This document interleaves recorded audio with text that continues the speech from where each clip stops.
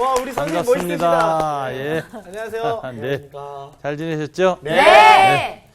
한 주간 이렇게 잘 지낸다는 게 얼마나 큰 축복인지 모릅니다. 맞아요. 네.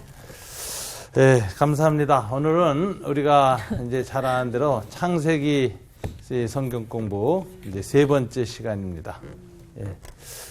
지난 그 강좌에서 두 번에 관해서 이제 공부했던 것이 창세기의 구조를 먼저 제일 공부를 했어요. 맞아요. 그래서 이제 숲을 보고 나무를 아는 이런 식으로 네. 창세기 전체 구조를 이해하고 이제 한 본문 한 본문을 단락을 이해해가는 이런 방식이 창세기 해석하는 데 가장 좋은 방식이다. 이런 말씀이었죠.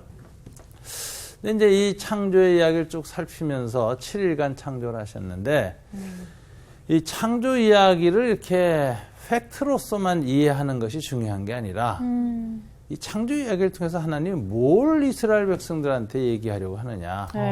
이걸 이제 그 의미를 아는 게 중요합니다. 네. 그래서 그 의미를 뭐라고 하냐면 창조의 세계관이다. 이렇게 얘기합니다.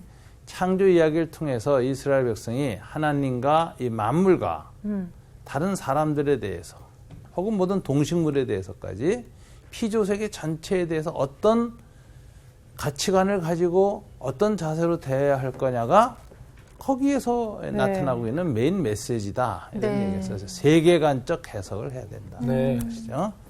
이런 측면에서 이 창조를 우리가 이제 이해를 하는데 그때 그 창조가 크게 이제 세 가지 흐름을 가지고 7일간 창조가 진행됐다 하는 이야기를 했어요. 그게 이제 힌트가 1장 2절에 있어요. 한번 읽어보시겠어요? 1장 2절. 다 같이 한번 읽어볼까요? 땅이 혼돈하고 공허하며 흑암이 깊음 위에 있고 하나님의 영은 수면 위에 운행하시니라. 여기 중요한 단어가 이제 세 가지가 나오죠. 뭐죠? 혼돈, 공허, 흑암. 그러면 나머지 7일간의 창조가 여기서부터 시작되는데 혼돈에서 어디로 가는 과정이죠? 7일간? 질서. 그렇죠. 막 뒤섞여 있던 것들이 차근차근 질서로 나갑니다. 그래서 이걸 보여주는 단어가 이제 여러분 나오는데 첫째 날 창조 1장 3절부터 5절에 보면 빛을 만드시고 한 다음에 빛과 어둠을 나누사 부르셨다. 낙가봐요. 이것이 정말 혼돈에서 나누어서 질서를 부여하신 질서의 과정이죠. 둘째 날에도 궁창 위의 물과 궁창 아래의 물을 나누셨다. 이렇게 돼 있고 그것을 하늘이라고 불렀다. 이렇게 얘기하심으로써 나누시고 부르시며 질서를 부여하셨습니다. 셋째 날에도 똑같았죠. 물과 묻을 나누시고 땅, 바다라고 부르셨다. 질서를 부여하셨어요. 자, 이렇게 혼돈에서 질서로 가는 창조 과정 하셨고 그 다음에 이제 여러분 또 생각할 것이 공허에서 어디로? 풍성함. 그러니까 풍성함 혹은 충만함. 오늘 성경에서는 채우셨다는 단어가 반복돼서 나옵니다. 셋째 날 땅을 뭐로 채우셨다? 풀과 채소와 나무로 채우셨다. 이 단어가 나오죠. 넷째 날에는요. 하늘에다가 하늘의 광명체들로 채우셨습니다. 큰 광명체, 작은 광명체, 별들, 즉 말하자면 해, 달, 별을 채우셨고 이걸로 이루셨다. 그래서 만드시고 나누사 이루셨다. 그래서 채워가시는 모습이 궁창 채우시는 모습이 보입니다. 그 다음에 하늘 아래 궁창에 하늘의 새들을 채우시고 이 바다에 대한 모든 큰 바다 짐승들, 우리식으로 오늘 이해하면 공룡들이죠. 공룡들. 물에서 번성하는 모든 생물들, 그럼 이건 어류, 그죠? 그 다음에 하늘에 있는 생물들, 새들을 만드시고 종류대로 나누사 질서를 부여하신 다음에 충만하게 채우셨다. 채우셨다가 되나요. 그래서 이게 공허에서 충만으로 가는 과정이다. 하는 것이죠. 여섯째 날에도 마찬가지입니다. 모든 생물을 종류대로 만드셨는데 짐승과 땅을 채우셨어요. 짐승과 기는 것과 짐승들 이렇게 했는데 남자 여자를 만드시고 다스리게 하셨고 모든 것을 주셨다. 그래서 이제 땅을 채우시고 네. 그 채우심의 마지막에 남자 여자를 창조하셨다. 이렇게 돼 있어요. 그리고 일곱째 날 창조를 마치고 안식하시고 축복하셨다. 이렇게 돼 있죠. 네. 자, 여기서 보면은 한결같이 첫째 날 어두움에서 빛으로. 네. 그죠? 네. 빛의 입자가 만들어지셨고 넷째 날 빛의 광원들을 해 달별을 만드셨어요. 그래서 이 모든 것이 1장 2절에서 힌트가 됩니다. 창조란 뭐냐? 이렇게 얘기하시는 거예요. 네. 그렇구나. 자, 이 혼돈에서 질서, 질서. 네. 나누고 만드셔서 이름을 주셨다. 그다음에 공허에서 충만. 채우시는 거예요. 채워가시는 거예요. 네. 나눈 것들을 채워가기 시작하세요. 그래서 채우셨고, 그다음에 이제 마지막에는 우리가 맨 첫날부터 일어난 사건이지만 어두움에서 빛으로의 창조였다. 이 창조의 큰 흐름을 1장 2절에서 볼 수 있고요. 나머지 9절에서 이제 하루하루씩 창조해 나가는 이제 과정이 설명됐습니다. 자, 이걸 설명하면서 아까도 말했지만 차례대로 어떻게 창조가 진행됐는가를 그 사건을 이해하는 것도 중요하지만 네. 그보다 더 중요한 것은 의미입니다. 네. 왜 하나님이 선지자를 통해서 모세 같은 선지자들을 통해서 창조 이야기를 출애굽한 히브리 백성에게 이렇게 계시하셨을까? 네. 또 그 후에 이스라엘에게 왜 이것이 하나님의 경전으로 전해져 내려오면서 계속 반추하게 하셨을까? 네. 그거는 이 안에 중요한 몇 가지 메시지, 의미가 있기 때문입니다. 이제 이 의미를 알려면 오늘의 나에게 어떤 의미가 있느냐 이런 관점은 조금 순서가 밀려요. 네. 보통 우리 성경 큐티하거나 묵상할 때 이제 오늘의 나에게 무슨 네. 여기에 맞아. 먼저 오잖아요. 네. 네. 성경을 해석할 때 가장 중요한 태도는 우리는 2차 청중 혹은 3차 청중이라는 거예요. 오. 계시의 말씀.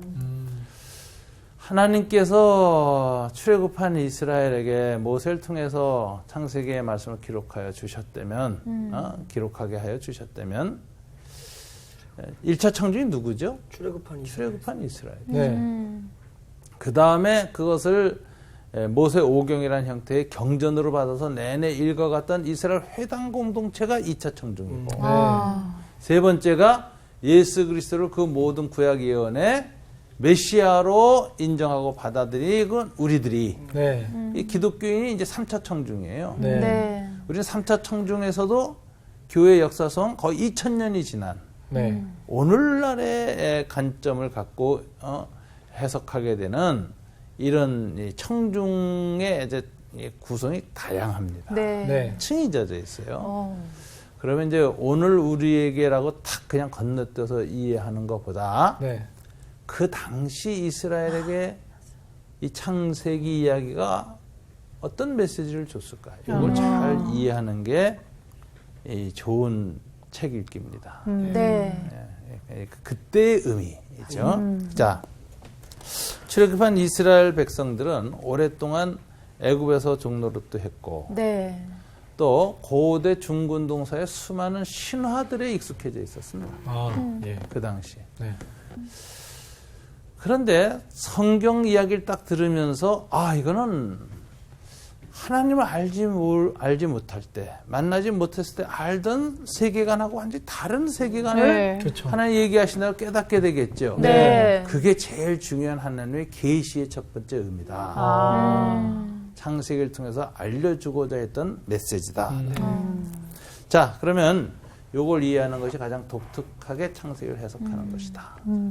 제가 아마 첫 번째 강의에서는 창세기를 구조적으로 해석하자라고 네. 먼저 했고요. 오늘은 이제 창세기의 이야기를 어떤 개인적인 관점, 내 개인의 구원이나 신앙생활에 무슨 도움이 되나 이런 식으로 해석하기보다는 네. 당대의 세계관과 어떻게 다른가 세계관적 관점으로 이해하는 게 좋습니다. 이게 네. 유익이 있어요. 네. 세계관 관점을 딱 이해하면 적용하기가 굉장히 넓어집니다. 네. 그리스도인들 혹은 신앙인들의 이제 삶의 방식 크게 둘이에요. 하나는 종교성으로서의 한 삶이 있고 네. 주일날 예배드리고 찬양드리고 기도 이거 다 종교죠. 공동체 네. 생활하는 거. 그다음에 일상성으로서의 삶이 있습니다. 네. 이 두 가지를 다 통합해서 보게 되는 게 세계관이라는 거예요. 야. 뭐 우리 그리스도인의 삶이 뭐 막 교인들끼리만 모여서 사는 그런 삶이 아니잖아요. 네. 그렇죠. 안 믿는 사람들, 자연 세계, 모든 이 동물의 왕국 같은 다큐멘터리 보면서도 동물과의 관계도 인식하면서 네. 그 살아가는 거거든요. 그러니까 그 모든 세계를 해석하는 눈, 네. 관점, 네. 이걸 먼저 바로 잡혀야 어디에 가서든지 그리스도인다운, 하나님의 백성다운 독자성을 유지하게 된다는 게 독특한 태도, 이거 주관이 있다라는 거죠. 네. 크리스찬다운 삶이죠. 이 관점으로 창세기를 본다는 거예요. 그래서 오늘은 이 창세기의 1장을 중심으로 해서 나타난 창조적 세계관, 이것을 한 4가지 주제를 가지고 좀 이야기를 하겠습니다. 오늘 수업 창세기 3강 창조 세계관. 첫째는 창세기에서 가장 유일하게 나타나는 것은 하나님의 이름인데요. 네. 엘로힘, 엘로힘. 하나님이라는 단어를 쓰고 있어요. 네. 근데 여기서 이제 이게 독특합니다. 원래 신을 나타내는 인간과 달리 전능한 존재, 신적 존재인 신을 나타낼 때는 단어가 엘이라는 단어를 써요. 네. 이건 단수형이에요. 신이에요. 네. 그래서 이제 바알 신도 엘바알입니다. 바벨론의 신인 마르둑도 엘바르둑이에요. 그래서 엘이라는 게 붙어요. 이게 그냥 보통 명사라 그래요. 신이라는 의미예요. 신. 그런데 이 신의 이제 고유 명사는 이제 성경 보면 여호와거든요. 네. 네. 엘 여호와인데 여호와 앞에는 엘을 쓰지 않아요. 왜요? 엘로힘이라는 단어를 써요. 히브리어로. 이건 무슨 소리냐? 복수형이에요. 여호와 하나님들 이렇게 해석해야 돼요. 네. 말하자면 복수로. 네. 근데 이상하죠. 여호와 네. 하나님 하나님이 여러분이요. 다 신교의 여러 신이냐? 그게 아니거든요. 네. 그런데 우리 알게 유일신인데 맞습니다. 유일신 오로지 하나님인데 이름은 복수형 이름을 쓰고 있어요. 엘로힘이라고. 그런데 동사는 단수 동사를 써요. 영어로 말하면 엘로힘 이지지 네. 엘로힘 아가 아니야. 야, 이거 디테일하게 들어가서 지금. 네. 그래서 그러네. 그럼 이게 도대체 무슨 의미야? 왜 이런 식으로 썼을까? 그래서 이게 복수형 단수 동사라고 해요. 형은 복수형인데 성격은 단수예요. 단수를 나타내요. 피플이란 이게 단어가- 이런 거 아니에요? 한 사람의 나의 하나님도 되지만 정교의 하나님도 되고 아이고. 수제의 하나님도 예, 은혜는 받아요. 아니구나. 아니, 그 적용에는 뭐 문제가 없어요. 그런데 여기서 이제 하나님이 복수형 단수를 쓴 이유가 뭐냐? 첫째는 유일신이라는 걸 나타내는 것이다. 네. 이쪽에 단수니까. 네. 그죠. 근데 이제 복수를 쓴 것은 뭐냐? 고대 세계가 수많은 다신교사예요. 네. 네. 그 수많은 신들 가운데 최고 신을 나타낼 때 복수를 쓰고 단수로 표현해. 그러니까 이 신들의 모든 합친 것보다 더 탁월하고 유일하고 강하신 최고신 개념도 있어요. 베스트 오브 베스트네요. 예. 근데 이제 문제는 최고신 쓰면 무슨 소리냐? 많은 신들 중에서 가장 큰 신 하기 때문에 다른 신들을 신으로 인정하는 태도죠. 그런데 이건 그게 아니라 최고신을 나타내는 표현인 것 같은데 거기에 단수를 씀으로써 나머지는 다 신이 아니다. 오히려 신의 피조물이다. 이런 개념이 있어요. 그래서 장엄복수형이라고 신학자들은 얘기해요. 그래서 주로 하나님의 어전회의, 하나님이 하늘에 있는 천사와 모든 영들을 다 모아놓고 얘기하는 장면에서 이 하나님의 전능하고 유일하심이 드러날 때 이제 이런 표현을 많이 쓰는데 욥기 같은 데 보면 천사들도 하나님 앞에 모이고 또 악한 사탄도 와서 그 앞에 서서 하나님께 이럴저럴 얘기하고 허락받고 하잖아요. 네. 욥을 치료할 때 허락받고. 이게 이제 천상의 어전회의라는 거예요. 전능한 하나님이 세상의 모든 영적 존재들까지 다 통치하시는 모습. 이제 그래서 이렇게 장엄한 하나님. 그래서 표현할 때 엘로힘을 썼다. 그래서 창조 시에 사람을 창조할 때 우리의 형상을 따라라는 복수형을 썼죠. 복수형. 네. 우리. 네. 이것도 다 복수를 의미하지 않고 장엄 복수형, 단수를 의미한다. 복수형 단수. 이렇게 해서 이 하나님의 전능성, 탁월성 이런 것들을 표현하는 고대의 어법이다. 네. 이렇게 이해하면 창세기에서 이 하나님에 대한 신간을 유일신으로 잘 정돈할 수가 있습니다. 자, 그러면서 이건 무슨 소리냐면 다른 모든 신들을 신으로 인정하지 않는다는 거예요. 네. 고대 중국에 수많은 신들이 있잖아요. 네. 네. 신이 아니라는 거예요. 인간이 착각이라는 거예요. 네. 신들입니다. 그 뒤에 무슨 전능성이 나타날 때가 있어요. 마술도 나타나고 막 네. 그럽니다. 여러분 그 모세가 바로 앞에 갔을 때 네. 지팡이를 던졌더니 모세의 지팡이가 뱀으로 탁 변했잖아요. 네. 그러자 그 바로의 마술사들이 또 나서 지팡이를 맞아요. 3개를 던졌는데 그것도 다 뱀으로 변했잖아요. 네. 그래서 이제 모세의 지팡이 뱀이 다 잡아먹는 이야기 나오는데 네. 그 마술사들이 뱀을 던졌을 때 지팡이 던졌을 때 뱀으로 변한 거 보면 거기에도 어떤 영적 현상, 초월적 능력이 나타난 거죠. 네. 물론 그들의 신들에게도 물론 초월성이 있어요. 그러나 성경은 뭐라고 말하냐? 그것은 다 하나님의 지은 영적 존재들이 타락해와서 또는 하나님의 뜻에 저항해서 네. 생긴 현상들.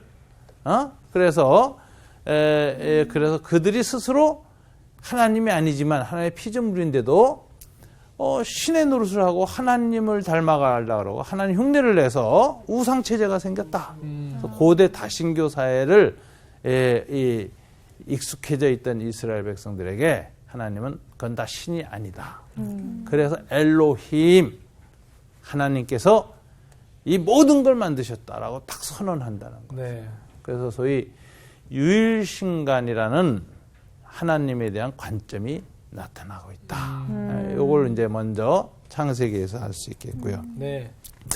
이제 두 번째는 이제 참 놀라운 부분인데요. 창세기에서 하나님께서는 어떻게 이 세상을 만드셨느냐라고 얘기를 하는데 말씀으로 창조했다는 것이 계속 나와요. 네. 네. 말씀하시니 이루어졌다, 그대로 됐다, 하나님 만드셨다, 뭐 이런 게 계속 나와요. 그래서 이게 무슨 소리냐? 창조 세계를 이스라엘 백성을 볼 때 우연히 만들어졌거나 신들끼리 싸움해서 만들어졌거나 신들이 싸워가지고 뭐 그 토막을 땅에다 대가지고서 이제 땅이 나왔다, 땅의 신이 나왔다, 뭐 하늘신과 땅신의 싸움, 남신과 여신의 싸움, 뭐 이런 거 많이 나와요. 네. 고대 신들이. 네. 그렇지 않다는 거죠. 이 모든 만물은 전능한 하나님 뭐로 만드셨다? 말씀으로 만드셨다. 근데 이 이제 신간이 생기면은 태도가 달라집니다. 천지 만물을 딱 볼 때 저것도 무슨 신, 저것도 무슨 신, 저것도 무슨 신, 신들도 참 많다, 두렵다, 인간을 왜소한 존재다, 이렇게 보는 게 아니라 천지 만물을 딱 보고 천지 만물의 오묘함과 아름다움을 인식할 때마다 마음속에서 뭐가 생각나죠? 이걸 모두 창조하신 하나님이 경외되면서 네. 동시에 그 하나님이 이거 어떻게 만드셨다? 말씀으로 만드셨다. 네. 근데 그 하나님이 내게 말씀을 주셨다 이거예요. 네. 성경을 주셨고 계시를 주셨다. 네. 그러니까 천지 만물을 바라볼 때마다 감동에 쌓일 때마다 뭐에 대한 신뢰가 깊어질까요? 하나님의 말씀. 성경에 대한 신뢰가 깊어집니다. 네. 이런 걸 갖다가 세상 만물을 바라볼 때 뭐로 바라본다? 말씀을 통해서 바라본다. 그래서 하나님의 언약, 네. 언약적 세계관 이렇게 얘기하는 거예요. 여러분 그 켈빈은 그런 얘기를 했어요. 자연이란 뭐냐?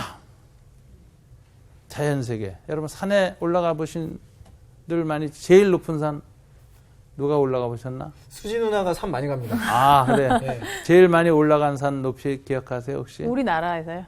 우리나라든 세계든 다. 뭐 에베레스트도 갔다 온 거예요? 등반했나?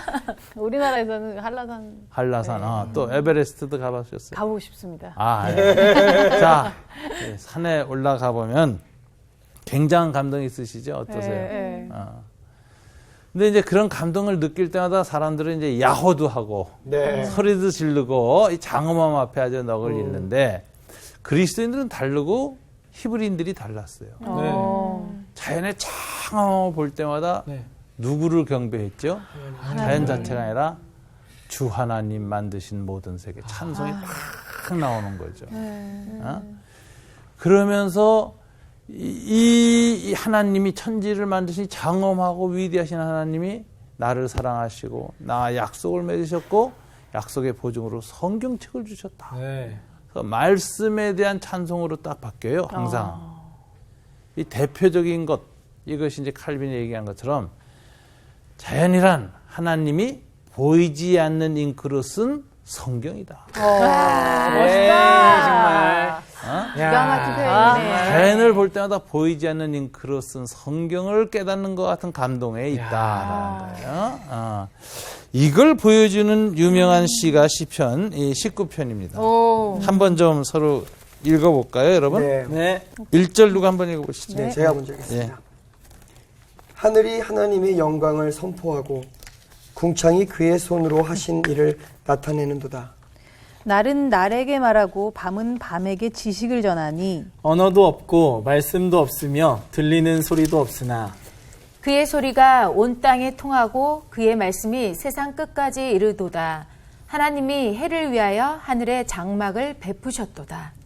해는 그의 신방에서 나오는 신랑과 같고 그의 길을 달리기 기뻐하는 장사 같아서 하늘이 이 끝에서 나와서 하늘 저 끝까지 운행하며 그의 열기에서 피할 자가 없도다. 네, 거기까지만 먼저. 자, 1절부터 6절까지 보면 천지 만물에 대한 깊은 감동이 들여져 있죠. 네. 그러면서 중간에 말씀에 대한 신앙 고백이 중간에 탁 들어가 있죠. 몇 절이죠?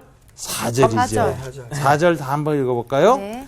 그의 소리가 소리가 온 땅에 통하고 그의 말씀이 세상 끝까지 이르도다. 요게 천지 만물을 보고 나서 곧바로 그 감동이 말씀에 대한 신뢰와 찬양으로 딱 바뀌어요. 네. 독특한 사고방식이에요. 야호하고 안 끝난다. 어? 진짜 우리는 보통 산 올라가면 야호하고 오이 하나 깎아먹고. 라면 하나 끓여 먹고. 그것도 아주 좋은 거예요. 근데 거기를 안 끝나는 거죠. 히브리인들이. 그 다음에 더 놀라운 것은 이 19편의 후반부 7절부터 14절은 전부가 말씀에 대한 찬송으로 끝납니다. 한번 읽어볼까요? 7절. 여호와의 율법은 완전하여 영혼을 소성시키며 여호와의 증거는 확실하여 우둔한 자를 지혜롭게 하며 여호와의 교훈은 정직하여 마음을 기쁘게 하고 여호와의 계명은 순결하여 눈을 밝게 하시도다. 여호와를 경외하는 도는 정결하여 영혼까지 이루고 여호와의 법도 진실하여 다 의로우니 금 곧 많은 순금보다 더 사모할 것이며 꿀과 송이꿀보다 더 달도다. 또 주의 종이 이것으로 경고를 받고 이것을 지킴으로 상이 크니이다. 자기 허물을 능히 깨달을 자 누구리요. 나를 숨은 허물에서 벗어나게 하소서. 또 주의 종에게 고의로 죄를 짓지 말게 하사 그 죄가 나를 주장하지 못하게 하소서. 그리하면 내가 정직하여 큰 죄과에서 벗어나겠나이다. 다 함께. 나의 반석이시오 나의 구속자이신 여호와여 내 입의 말과 마음의 묵상이 주 주님 앞에 연락되기를 원하나이다. 아멘. 자, 여기서 철저하게 말씀 중심의 세계관을 갖게 됩니다. 네. 그러니까 이것이 이 세계관에서 굉장히 중요한 특징을 갖게 됐습니다. 그래서 이제 신화적인 세계관이 아니라 말씀 중심의 세계관으로 딱 바뀌었다는 거예요. 세상을 바라볼 때. 그러면서 나타난 것이 오늘 본문에 보면 놀라운 것은 비신화화. 고대 세계의 신화들을 전부 신화의 자리에서 쫓아냅니다. 재해석을 합니다. 세계관을. 그래서 나타난 특징이 뭐냐면 천체 숭배가 사라져요. 하늘이 하늘님이 아니야. 하늘 자체를 숭배하면 거기에 인격을 붙이거든요. 하늘에다 임자를 붙여 하느님. 땅 자체를 신으로 숭배할 때 거기에 임자가 붙으면 따님이 됩니다. 그래서 고대 하나님은 남성, 따님 여자는 땅의 신이에요. 바알은 하늘신, 대지의 신은 아세라. 이런 식으로 하늘과 땅이 이 의인화되고 인격화되고 신격화됩니다. 네. 이게 고대 신화죠, 전부. 하늘신, 땅신. 근데 성경은 그렇게 얘기하지 않습니다. 하늘, 땅 이렇게 말해요. 네. 그 모두는 신이 아니라 하나님이 창조의 결과다. 이렇게 얘기해요. 해달별은 어떻습니까? 그러니까요. 오늘 성경에는 해달별이라는 이름이 안 나와요. 네. 우리는 햇님이죠. 맞아요. 달님이죠. 고대 신화에서는 다. 네. 어? 동화책 보면 또 다 그렇게 햇님 써있어요. 달님. 이집트 사람들은 햇님과 달님 중에 어떤 신을 더 숭배했을까요? 햇님. 해요. 햇님, 태양신 라. 햇님, 라. 네. 대표적인 얘기죠. 이집트 라. 신화에. 자, 바벨로니아 사람들은 인력을 안 썼어요. 무슨 력을 썼을까요? 음력, 원력을 썼습니다. 원력. 그래서 주신도 달신이에요. 아. 니나신, 달신이에요. 바벨론의 주신은. 농사에 영향을 주는 게 그쪽엔 달이 더 영향을 많이 줬어요. 메소포타미아 강을 통해서 네. 조수간만, 강물이 깊이 들어왔다 나갔다 하면서 뭐 홍수 이런 거 다 되니까 네. 그렇게 생각했고 거기에 영향을 미치는 게 가만히 관찰하는 게 달이라고. 네. 아, 달이 신이구나. 달님, 햇님 이렇게 돼요. 네. 그다음에 수많은 별들, 그거 다 별자리 점성술사 나오죠. 네. 아, 이거 다 이제 별님들 다 신이에요. 근데 성경은 놀랍게도 네. 오늘날까지 별점 보러 다니는 사람 많은데 네. 지금부터 3,500년 전에 비신화화합니다. 네. 그래서 해를 해라고 부르지도 않고 독특한 이름을 주지도 않고 차라리 뭐라 해? 창세기에서는 큰 광명체, 낯을 주관하는 이렇게 네. 큰 광명체라는 말은 굉장히 자연과학적 표현이에요. 그죠. 18세기 이후에만 쓸 수 있는 천체관이라고. 네. 네. 네, 달을 작은 광명체 이렇게 써요. 그리고 별들. 네. 자, 이게 고대 신화적 세계관을 한숨에 깨무는 그건 잘못된 세계관이다. 그래서 네. 자, 이렇게 이 고대 세계관을 이제 없앴고요. 그다음에 이제 더 중요한 게 이제 인간관이에요. 네. 여기서 인간은 그 당시 사람들은 하나님의 형상으로 창조되었다고 생각한 사람들이 있었어요.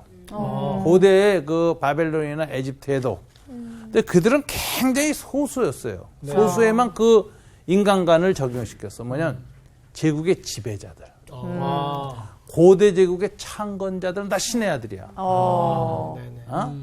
그래서 유명한 그 이집트 비문이 있습니다. 애굽 18왕조 라호렙의 비문에 신이 너를 자기 모상으로 세웠다라는 글귀가 새겨져 있어요. 그러니까 고대 사람들은 다 제국의 통치자들은 다 신이 그 아들로 인간을 구원하기 위해서 온 거고, 네. 그래서 그들이 주로 정복자거든요. 네. 네. 정복한 정복을 정당화시켜줘요. 네.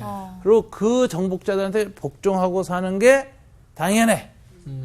그러니까 신의 아들이라는 이 신격화되는 것은 전부 왕과 왕자들한테만 이어져 내려가고, 이들을 국민을 신을 대하듯이 대하는 거예요. 그래서 애굽의 10가지 재앙도 모세가 보면 일상화된 신들이 있어요. 네. 즉, 개구리 재앙구예요. 네. 개구리는 그 출산의 신이거든. 네. 애를 많이 낳으니까. 출산의 신으로 섬길 때 이것들부터 하나하나 다 나가다가 태양신다, 나일강의 여신도 다 네. 피로 변하게 하고 이렇게 하면서 실현하고 마지막 10번째 누굴 치죠? 장자. 파라오의 아들을 친다. 이건 신을 죽이는 행위거든요. 어. 하나님은 신이 10가지 재앙을 통해서 애굽 사회의 신화들을 파괴해 나가죠. 요즘 말하면 신화적 세계관을 하나님 중심의 세계관으로 의식화 작업을 하시는데 변화시키는 거예요. 이런 작업을 하시면서 마지막에 바라오의 아들을 친 이유가 뭐냐? 그게 신들의 신이야. 네. 신의 아들이야. 그래가지고 이 지배자가 피지배자들, 말하자면 평민들, 이걸 짓밟는 당위로 삼는 거예요. 우린 신의 아들이고 너희는 뭐야 말이야. 이 취급을 아주 우습게 하는 거죠. 짐승 네. 취급하는 거죠. 그런데 성경은 그 애굽에서 그 노예살이하고 나는 신하고는 상관없는 존재고 신에게 무한한 봉사만 하고 희생당해야 되는 존재라는 아주 나쁜 열악한 인간관을 갖고 있고 혹은 개나 짐승으로 취급받고 동등한 인격대우를 못 받는 이 열등한 자아를 갖고 있던 히브리 노예들에게 하나님이 말씀하십니다. 모든 인간이 하나님의 형상으로 창조됐다. 왕들만이 아니다. 네. 그리고 더 놀라운 것은 모든 인간 중에서도 여성도 하나님의 형상으로 창조됐다. 네. 여성은 남성하고 차별화되거나 본질이 다른 존재가 아니라 맨 처음부터 동등한 존재였다. 이렇게 얘기하고 오히려 인간 혼자 있을 때는 하나님의 창조에 만족이 없어서 혼자 있는 것이 보시기에 좋지 않았는데 네. 여성이 창조돼서 조화되는 순간에 보시기에 심히 좋았다고 해가지고 심이 좋았더라. 네. 하나님의 창조의 클라이맥스는 여성이다. 재질도 거기서- 틀리잖아요. 아, 그럼 거기서 우리는 아주- 저기 세라믹으로 만들었어. 대단하죠. 그러니까 이 성경에 나타나는 인간과는 뭐냐, 고대의 인간의 평등을 부정하고 네. 노예를 정당시했고 그 다음에 힘이 강한 자가 약자를 짓밟는 것을 당연시했던 제국의 통치 이데올로기들, 네. 이걸 신화적 형태로 작동하고 있던 제국의 강자 중심의 갑 중심의 통치 이데올로기를 하나님 깨버리는 거예요. 네. 그거 틀린 것이다. 그래서 노예도 하나님의 형상이다. 여자도 하나님의 형상이다. 아이도 하나님의 형상이다. 장애인도 하나님의 형상이다. 네. 그래가지고선 인간의 존엄성을 선언하고 있다. 창세기에.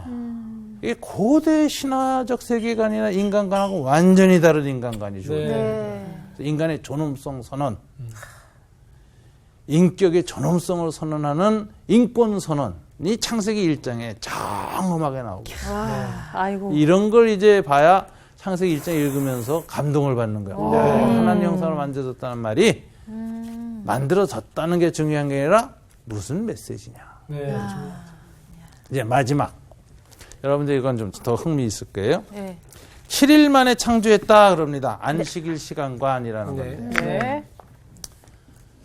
7일이라는 이 단어가 어디서 온 걸까요? 왜 시간을 7 단위로 나누어서 히브리인들은 생각했을까요?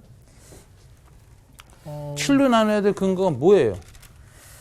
그러게요, 이게. 그러게 손가락도 10개인데. 맞아. 자, 시간은 계측이 안 된다는 거 아시죠? 네. 무시무중이에요. 어디서 시작되고 어디서 왔는지 몰라요. 네. 그래서 유명한 기독교 교부 어거스틴 같은 사람은 네. 그의 고백록에서 시간이라는 건 정말 신비한 것이라고 했어요. 시간은 말하는 순간 현재가 어제가 돼버려요. 그렇죠. 네. 맞아. 바로 과거가 돼. 네. 네. 미래는 없는 거예요, 사실은. 네. 오직 시간을 인식하는 건 현재를 인식밖에 못해. 네. 그래서 어거스틴은 말합니다. 과거란 기억되는 현재이고 네. 미래란 기대되는 현재일 뿐이다. 이렇게 아주 유명한 말을 했어요. 현재밖에 인식을 못하는 거예요. 네.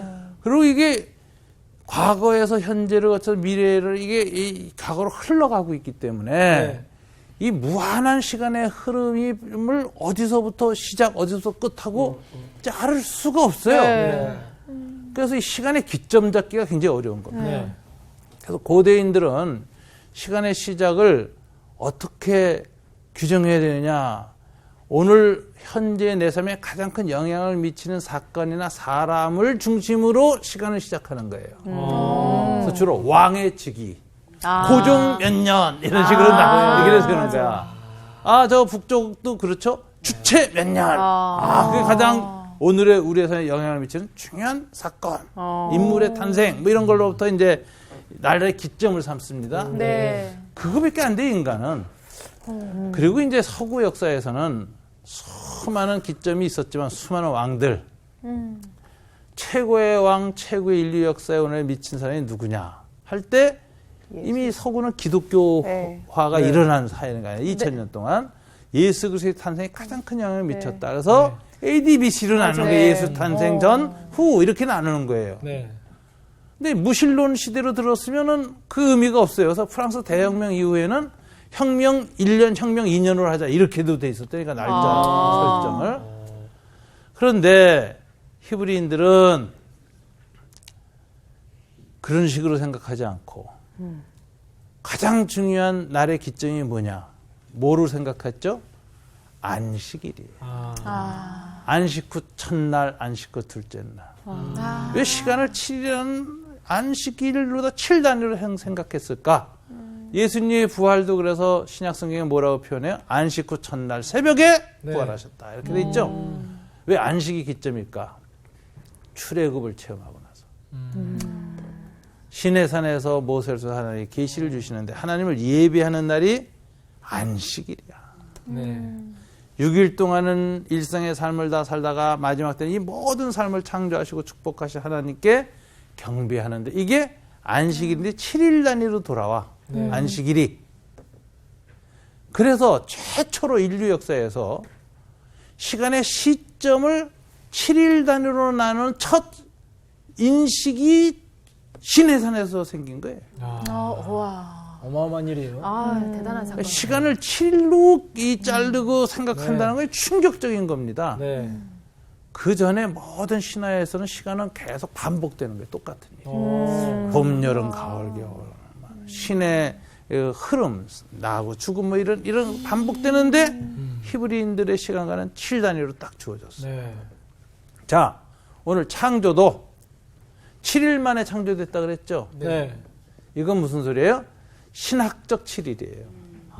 자연과학적 7일이 아니죠. 이 하루를 자연과학적 하루로 생각하면 많은 오해가 생깁니다. 24시간으로 생각하면 이상해요. 24시 365일, 그죠? 네. 그럼 해달별이 창조된 이후 넷째 날 창조됐죠, 해달별이. 네. 그 이후부터는 24시간 맞을 수도 있어요? 그렇죠. 또 앞에 1, 2, 3은 뭐야? 그러니까. 밤도 없고 낮도 없는데. 근데.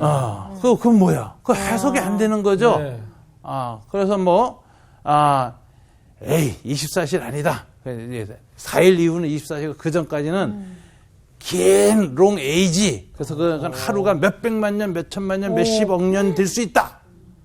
이렇게 해서 이제 지구 지질학하고 이제 대체로 또 이거 타협하려고 하는 지질학적인 데하고 이런 해석을 하게 된다고. 네. 근데 그게 다 자연과학적 하루로 생각할 때 생기는 갈등을 해결하는 노력이야. 고집 아니면 해결. 네. 그죠? 네. 이 자체가 잘못됐다.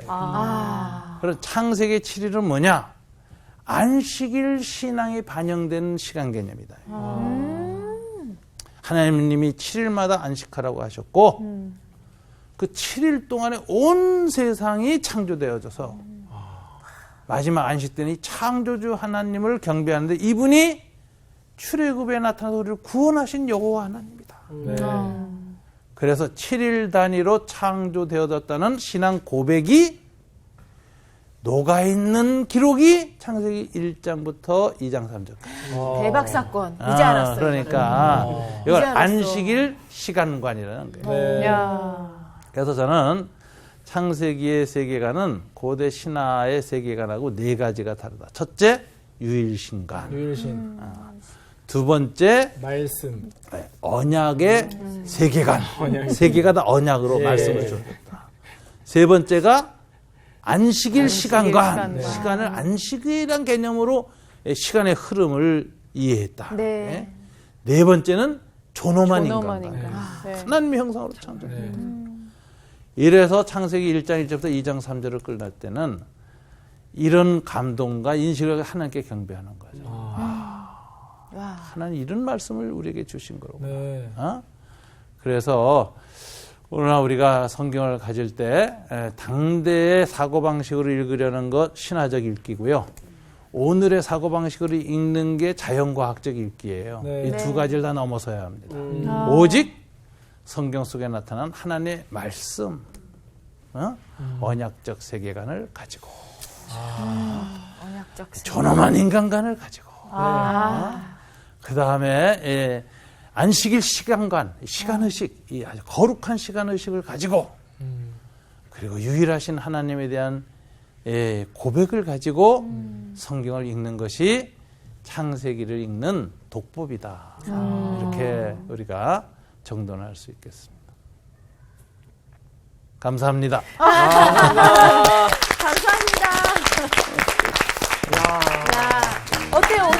있었잖아요. 아, 진짜. 아, 이래도 되나 싶네요, 진짜. 아니, 전혀 생각하지 못했었던 그러니까. 부분을 오늘 굉장히 많이 뭔가 이렇게 좀 얻어맞은 듯하게 네, 쉽게 이야기해서 망치를 얻어맞은 듯하게 내가 때렸어, 뒤에서. 그러니까요. 굉장히 좀 충격이었어요. 아, 그렇구나. 맞아. 네. 아니, 우리 이런 말 있잖아요. 창세기 박사. 네.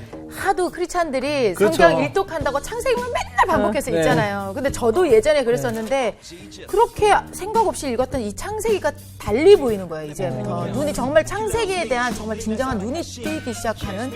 예. 진짜 눈이 뜨이셨네. 아, 뭔가. 네. 그러니까 진짜 이 성경이란 책이 우리가 생각하는 그냥 일반적인 책이라고 생각하면 절대 안 되는 이 세계관 자체가 우리가 그냥 일반적인 세계관을 갖고 백날 읽어도 이게 이해가 안 그렇죠. 가는 상황에 오늘 모든 게 다 깨지는 날.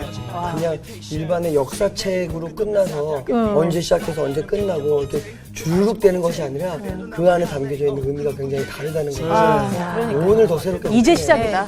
그러니까요. 이제 시작이다. 기대되죠. 그러니까요. 아니, 수지 누나가 되게 똑똑해졌더라고요. 그러니까. 그러니까. 선생님의 힘이 좀 어느 정도 있었어요. 네, 우리 그럼 또 다음 주를 그럴까요? 기대하면서 네네. 살러 갑시다. 가봅시다. 갑시다. 아, 영상이야. 아멘.